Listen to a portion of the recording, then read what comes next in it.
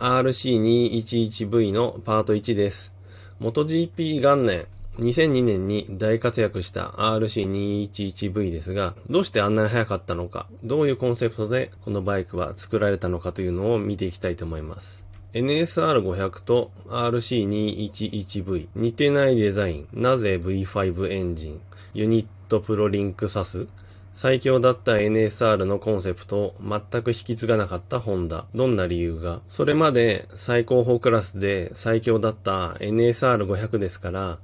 2サイクルと4サイクルの違いがあると言っても、何か少しぐらい受け継いでも良さそうなんですけども、何にも受け継いでないと言っていいぐらい別のバイクでした。新しい MotoGP のレギュレーションに変わって、ホンダはどういう狙いでこのバイクを作ったかっていうことですよね。ちなみにヤマハの場合は YZR-M1 と YZR500 のホイールベースやスイングアーム長は全く同じ。フレームの横幅も同じ。YZR500 のフレームにフォーストエンジンを搭載するコンセプト。この写真は2002年の YZR-M1 と2002年の YZR500 です。色が違いますけど、カウルの形もほとんど一緒だし、チャンバーとマフラーという違いがあるだけで、ほとんど同じバイクですよね。ヤマハはエンジンこそ違いますけど、超キープコンセプトだったんですね。やっぱり 500cc の2サイクルマシンがそれまで最速でしたから、それと同じに作ろうということですよね。キープコンセプトなんで、ホンダとは全然違うということです。乗りやすいバイクを追求。この RC211V のプロジェクトリーダーは、吉村平次郎さんという方です。吉村さんには強い記憶が残っているそうです。88年型の NSR500、アンダーステアとリアタイヤのスピニングがひどく、乗り手に極めてシビアなコントロールを求める性格だった。パワーと剛性の塊。NSR500 の6年連続チャンピオンや前線優勝は歴史的成果であり、自負するところでもある。それでも RC211V の開発では NSR500 は否定すべき存在だ。まあちょっと古いですけど、88年型の NSR500 に乗った時に曲がらないアンダーステアと激しくホイールスピンをする特性、そのシビアな性格に驚いたわけです。非常に乗りにくいと。で、まあその後 NSR は徐々に改良されて、6年連続チャンピオンを取ったり、500cc の最後は最強のバイクでしたけども、まあ要するにパワフルで扱いにくかったバイクを徐々に改良してどうにか乗れるようにしていった。だけどそれを乗りこなせたのは一部のトップライダーであって、決して理想的なバイクだったわけではないですよね。なので NSR500 は否定すべき存在だったって言ってるんだと思います。で、吉村さんこのようにも言ってますね。エンジンはバイクの一等地にあって、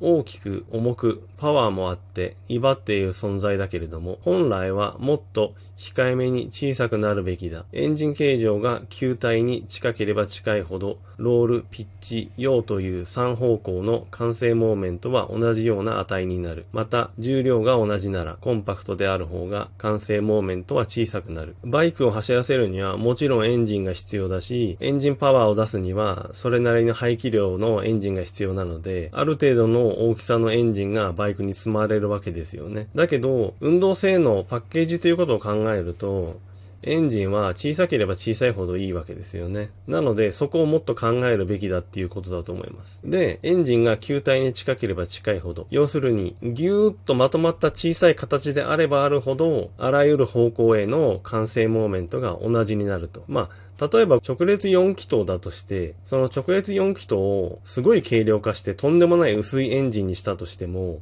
4つのシリンダーが並んでるので横幅は出ちゃいますよね。そういう偏ったエンジンのサイズダウンとかじゃなくて、全方向に対して完成モーメントが小さくなるように考慮しなければならないっていうことですね。で、RC211V のコンセプトをこのように考えたそうです。車体サイズは GP250 と同レベル。エンジンをコンパクトに作る。オフロードバイクのようなライディングポジション。オフロードバイクは重量物が車体の重心付近にあり、スリムで前後にフラットなシートにより、高いコントロール性を実現。なぜロードレーサーは変わらないのか。規定概念にとらわれていては進化がない。この250と同じサイズってすごいですよね。1000cc のエンジンを積むのにそこまで小さくしろと。で、そこまで小さくしたいんだからエンジンも小さく作ると。で、オフロードバイクのようなポジションと。まあ、オフロードバイクっていうのはバイク自体が細くてシートがフラットなので、ライダーが体重移動したり、体勢を変えたりってことがすごい自在にできますよね。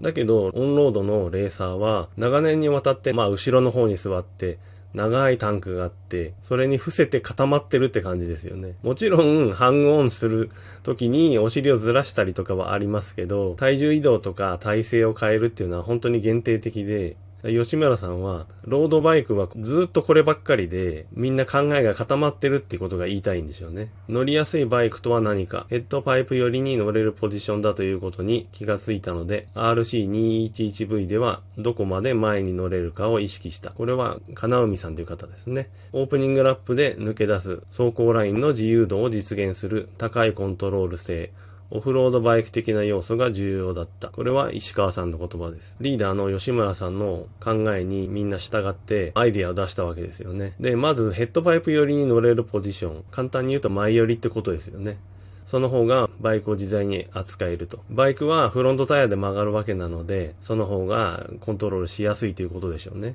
で、オープニングラップで抜け出す走行ラインの自由度。レースの出だしから、速度域を問わずに自在にコントロールできる。そういうバイクを目指したいということですね。この写真見ても、下の写真 NSR500 よりも RC211V に乗ってるロッシの方が、お尻の位置も前だし、頭の位置も前にありますから、このお二人が言ってるライディングポジションを実現しているということです。エンジンは3気筒で設計を進めていたものの、パラ4や V4 を押す声もあり、V5 ならコンパクトにできるとの意見を聞いた山下氏。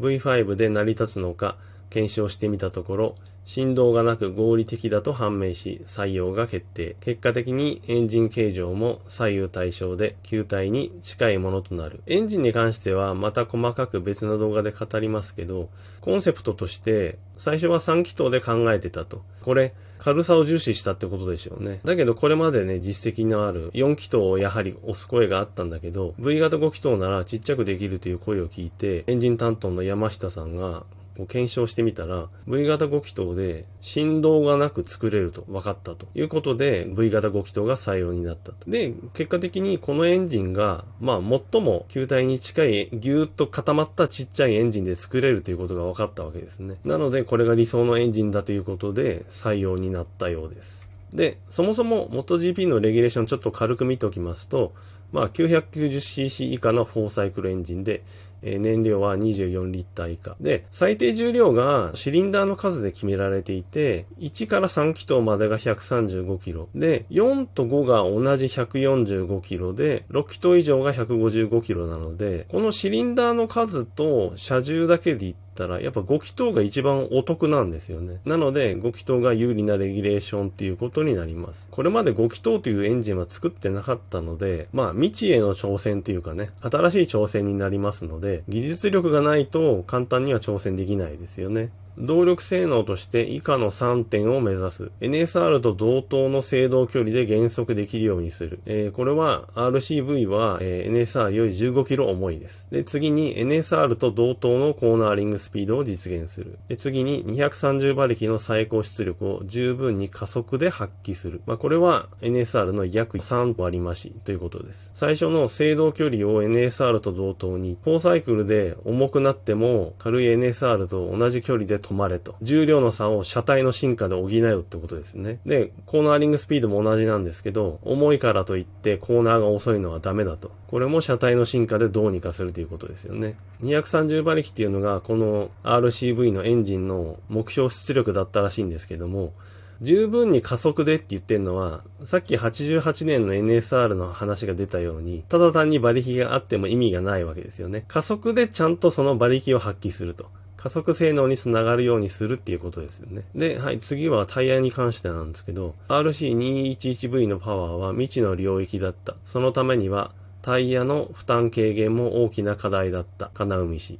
浅いバンク角で旋回性を確保し、タイヤの負担を減らす。フレームのメインチューブでしならせて、荷重を受け止め、安定性、走行効率が向上し、タイヤ摩耗も制御できると分かった。NSR500 でもタイヤの摩耗には苦しんだわけですから、それよりもっとパワーのあるバイクになるわけなので、レース距離をちゃんと走るには、バイク自体が無駄にタイヤを減らさないような作りにしないといけないわけですよね。なので、まず浅いバンク角でも曲がるようにすると。だから昔の NSR みたいに曲がらないバイクをライダーがどうにかする、そういうことじゃなくて、バイクそのものがそんな無理に倒し込まなくてもちゃんと曲がっていく車体にすると。で、フレーム全体をしならせて荷重を受け止めて、安定性を上げると。フレームが荷重を受け止めてくれれば、タイヤとかサスペンションだけに頼らなくていいわけですから、タイヤの減りも少なくなるわけですね。それを狙って設計すると。で、そのフレームのしなりに、大いに貢献したのがこれらしいんですけど、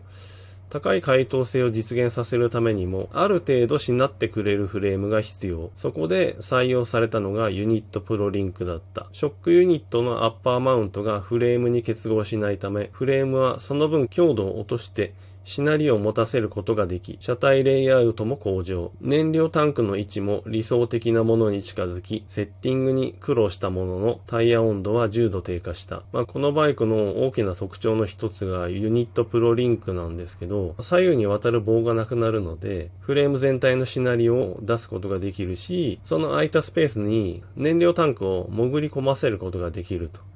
なんで、フレーム性能の向上と車体のパッケージング向上に貢献できるサスペンション形式だってことみたいです。で、もちろん新しい取り組みなので、最初はセッティングに苦労したけど、タイヤ温度は10度低下したと。なので、効果絶大なんですね。で、ただデメリットもありまして、当初ユニットプロリンクはライダーに伝わるタイヤからのインフォメーションが希薄と評価された。社内ではあんな危ないものはやめろとさえ言われた。だが違う。何かが変だと言われながらもタイムは上がっていった。それまでのバイクはお尻の下にリアサスペンションの荷重が押されてきて伝わってきたわけなので、リアタイヤの感触が分かりやすかったわけですよね。でもそれがなくなっちゃったので、ちょっと読み取りづらいと。なので危ないやめろという声もあったらしいんですけど、ラップタイムは向上していったので、やはり速さにも貢献したってことですね。で、このユニットプロリンクに関しては、元 GP ライダーの八代さん、YouTube でツッコミハッチっていうチャンネルありますけど、あれでどの動画か忘れちゃったんだけど、ユニットプロリンクのことをすごい酷評してます。ワークスマシンの試乗会とかで実際に乗ったことがあるから、よくわかるんでしょうけど、八代さんから見たら良くないサスペンションなんでしょうね。はい。だけど、この時点では何しろ、パッケージと速さに貢献したと。で、プロジェクトリーダーの吉村さんはこう言ってます。技術の向上というのはどれだけ基本を掘り下げていくかで決まるもの。RC211V は基本に忠実にやっただけで、すごいことは何一つやってない。木をてらったものは短命でいずれなくなる。RC211V は基本仕様を10年使えるマシンとして誕生。レギュレーション変更の06年まで基本は変えずに戦えたということですね。斬新なバイクに見えるけど、吉村さん曰く、技術的には基本に忠実にやっただけだと。特別なことはやってないと言ってますね。ここでは2006年までって書いてますけど、2007年から 800cc に変わっちゃうんで、エンジンが V 型4気筒になったりとか、車体の形もちょっと変わりますけど、ただ当初の狙い通り、本当のバイクの基本的な考え方は、10年というか、この RCC211V が始まってから、今日まで、吉村さんが考えた基本コンセプトは生きていると言っていいと思うんですよね。なので、一番最初に考えた設計というか、バイクコンセプトは正しかったっていうことだと思います。こんな感じで NSR500 とは全く違うものを作るということで、新しいコンセプトで作られたのが RC211V で、結果で言うと他のメーカーを圧倒して、この2002年、2003年は勝ちますので、大成功のバイクと言えると思います。その2年経った後、ロッシがいなくなって、ちょっと苦戦するんですけど、その後またね、頑張って盛り返しますので、本当に基本設計のいいバイクだったっていうことだと思いますね。はい。こんな感じで、今回もレーサーズ参考にしてるんですけど、このバイクのレーサーズって結構古いんですけど、でも非常に細かく技術的なデータが載ってるんで、なるべく数多く動画作ろうと思いますので、はい。今回も皆さんよろしくお願いします。